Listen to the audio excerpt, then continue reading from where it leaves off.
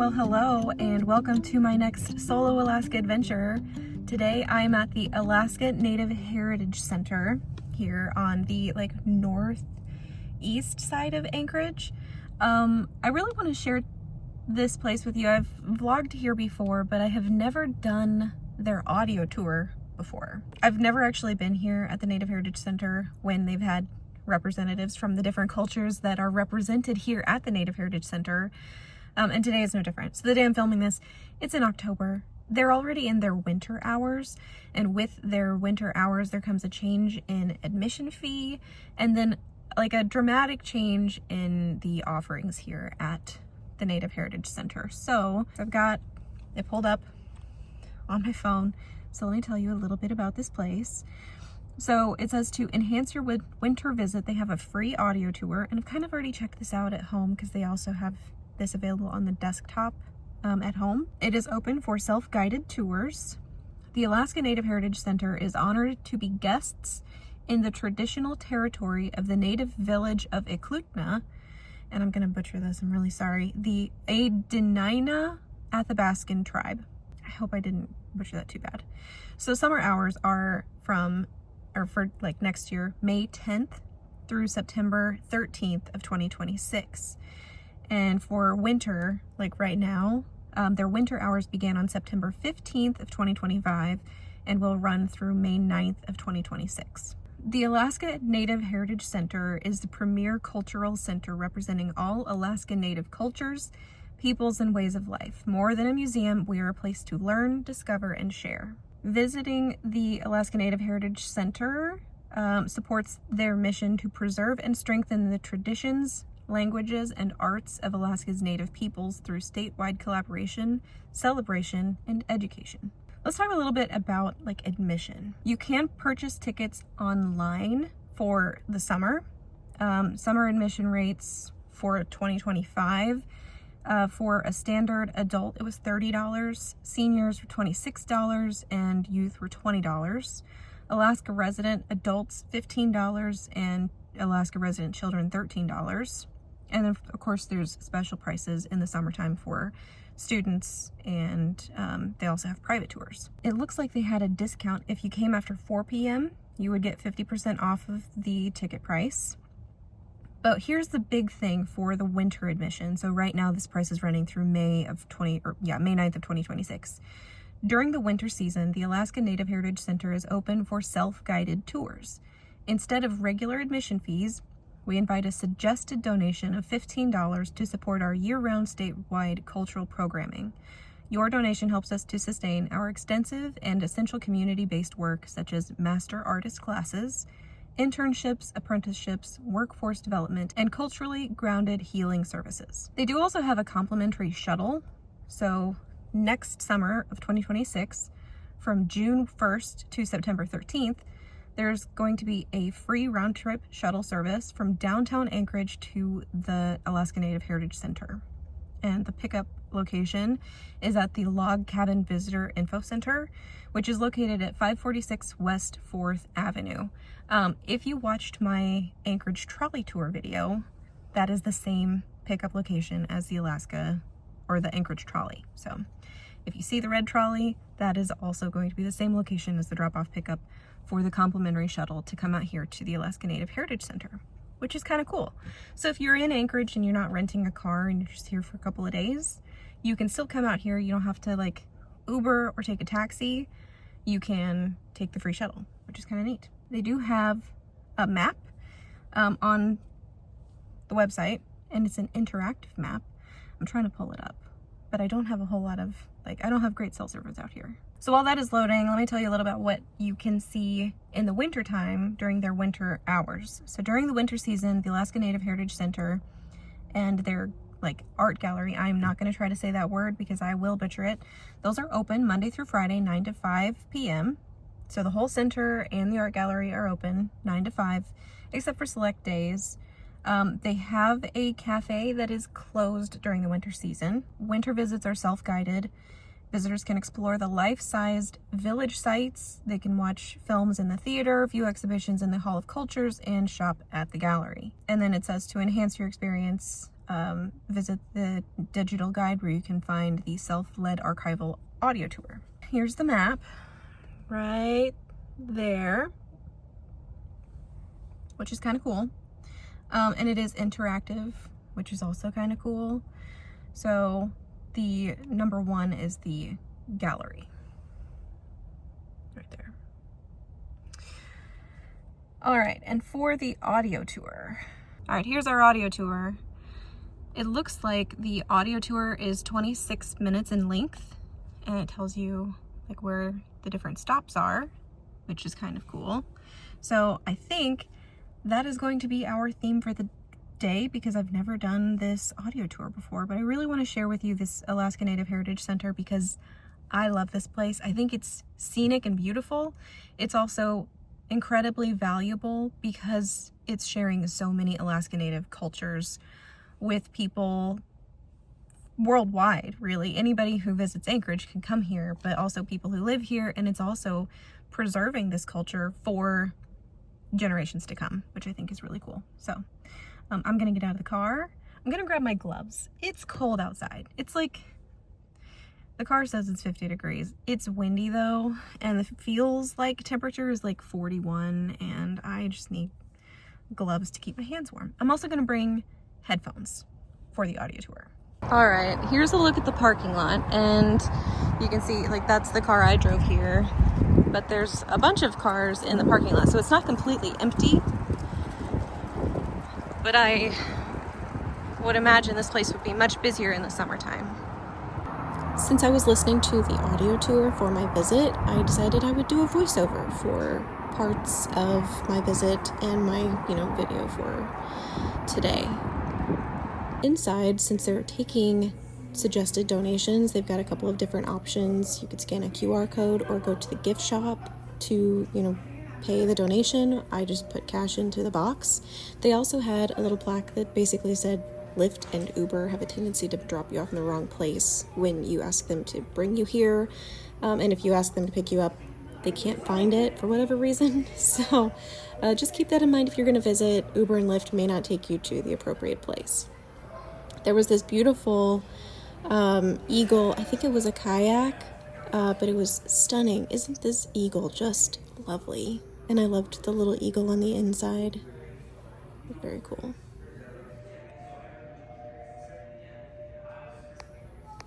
So there is a ramp, which is, the direction that I took down to these huge windows. On the other side of the auditorium, there is a set of stairs, but it is accessible. So there is a museum on the inside, and I want to just kind of remark here, this was an uncomfortable experience for me because of the nature of the information that was shared in the museum, particularly on the other side of that wall that we just looked at, this wall. So on the other side of this wall, there was a lot of really disturbing information about how when Alaska was discovered and first becoming settled by white people, they tried to make them white and tried to remove all culture from them and stole their belongings and made them wear uncomfortable clothing. And it was really uncomfortable to learn, but I think it's an important lesson for us to learn so that history like that won't repeat itself. They also had some really beautiful items in here that, I got to look at, and I didn't want to take too many pictures because, that's not what I'm trying to do here. I want you to want to go to this place. I don't want to show you everything that's here. I want you to want to go. It's a really wonderful place to go, and I had a wonderful visit, but just something to note is that museums are not always a 100% comfortable experience. So coming outside, there's this beautiful lake. I was fortunate enough to have a nice partly cloudy, partly sunny day. They were using a wood chipper, so it was a little bit noisy in some places, but it was still really cool. So outside around this lake, they kind of take you on a tour through the different native cultures. And the first culture that we got to visit was the Athabaskan. And so you get to see life-size models of their homes, the type of home that they would live in. And, of course, they had a bunch of things that you could learn. The audio tour was invaluable when I was doing this tour, and I had a really good time with this. You know, of course, getting to see their life-size models of, you know, the different styles of homes I thought was very cool, and just imagining how people would live in a home like this in the climate of Alaska, I thought was very interesting.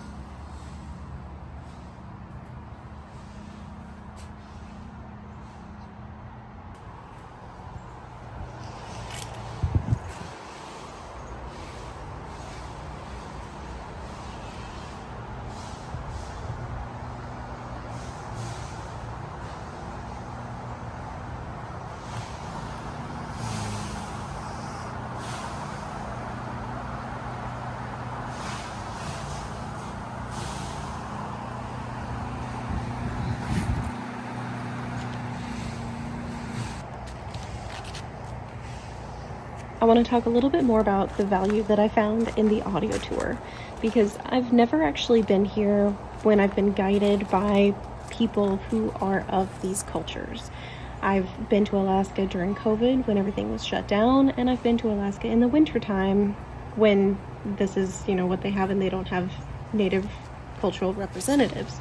So the audio tour gave me a lot of value on this visit because I actually got to hear people speaking in the different dialects of the different native cultures, because they were speaking, you know, those languages, those dialects in the audio tour. Not the whole time. Some of it was in English and I was able to understand it, but I just thought it was so cool getting to hear the language that would be spoken in these different homes.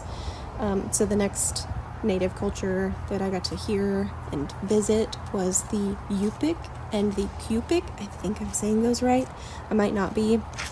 These are all women's homes surrounding this big door, which is the men's home. And it looks like there's steel doors, and it's because those wouldn't be there traditionally, but they are there for the purposes of the center. And I just thought it was really cool because you still got to go in and see what it would look like, but they are also protecting they're protecting their museum exhibit from the elements, which, you know, can be kind of harsh in Alaska.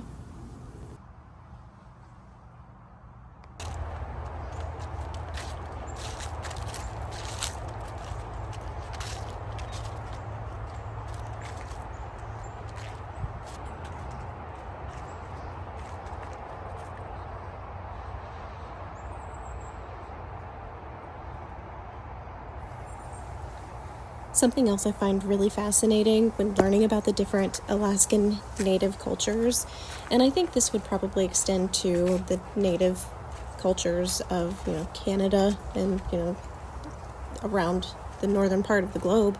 I think it's really fascinating how there are differences in culture between, you know, the different native cultures.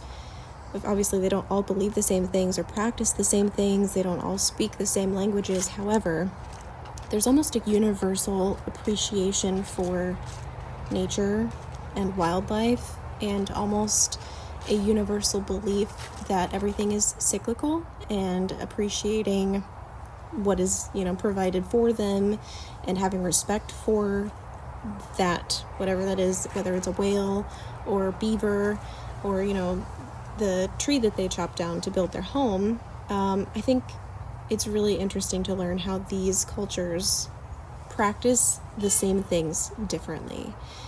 And I thought it was really cool. Also, as we kind of move north in the state, you know, the cultures, you know, naturally just kind of live in different parts of the state. This culture here lives in the most northern part of Alaska, and it's very cold. So their home is actually mostly or partially buried underground, and that's going to act as an insulator, which I think is really cool.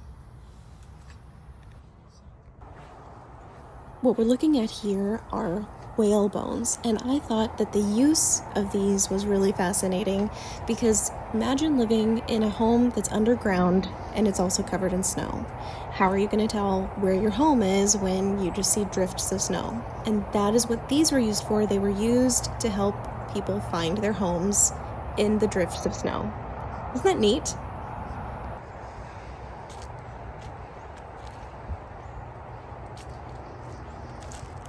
What we're looking at here is a gray whale skeleton. And I know a lot of people feel, different ways about Native Alaskans or, people in general killing whales. And I just want to say here that human beings, just in general, have committed some truly atrocious sins against the world. And I'm thinking about, the Donner Party and the Oregon Trail, and I'm thinking about some of the horrible wars that have happened in the world, and I just don't think that people who are subsisting on whales to live, to survive, and they're using every single part of the whale to build their homes and make crafts and, and other things, this doesn't fall on the list of sins for me at all.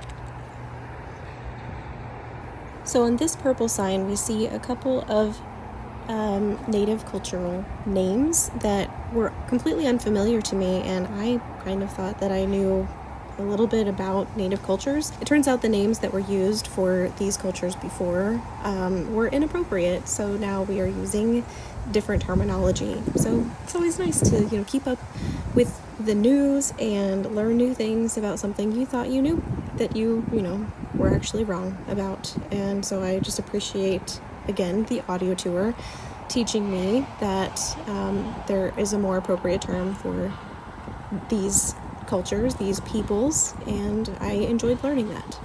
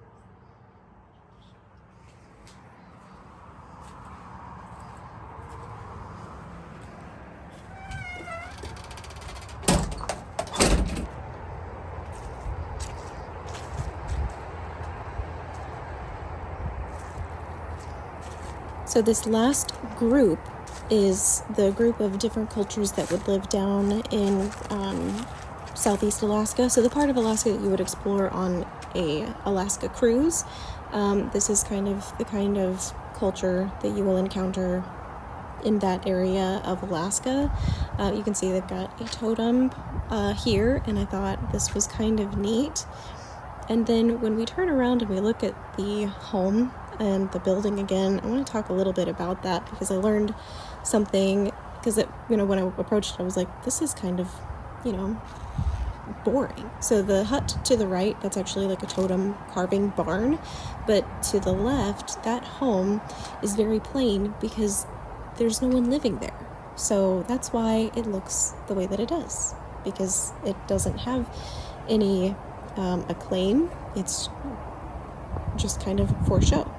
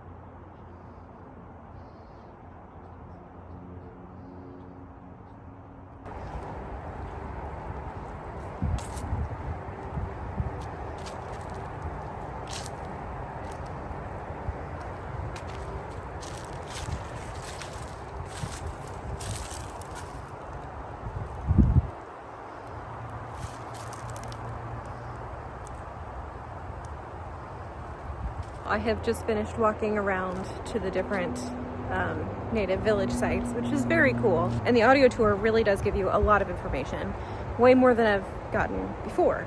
I do think it would probably be beneficial to come in the summertime when they have actual representatives of those cultures at these different native culture sites.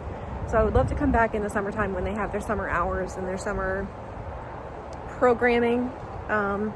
However, the audio tour is really great. So if you end up coming here and you do the audio tour, just be aware you go to the right first.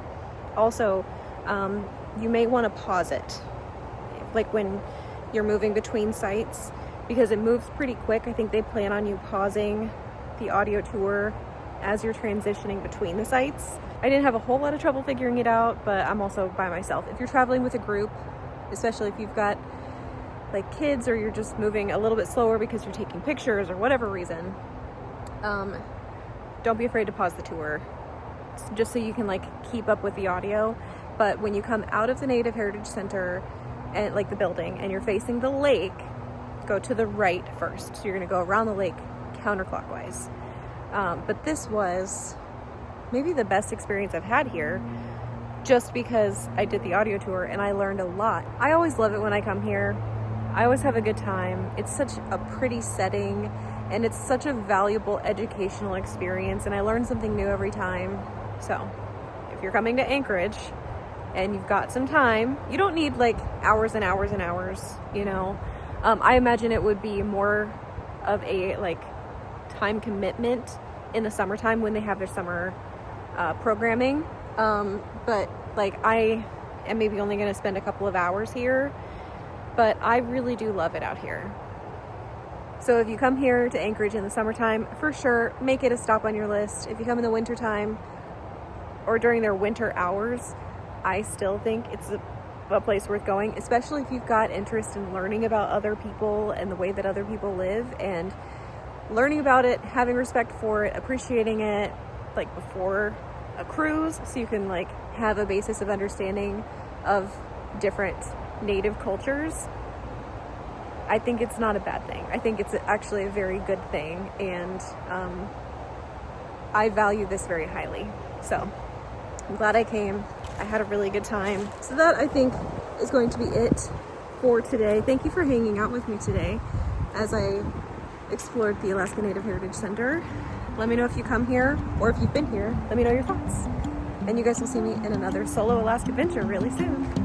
Bye.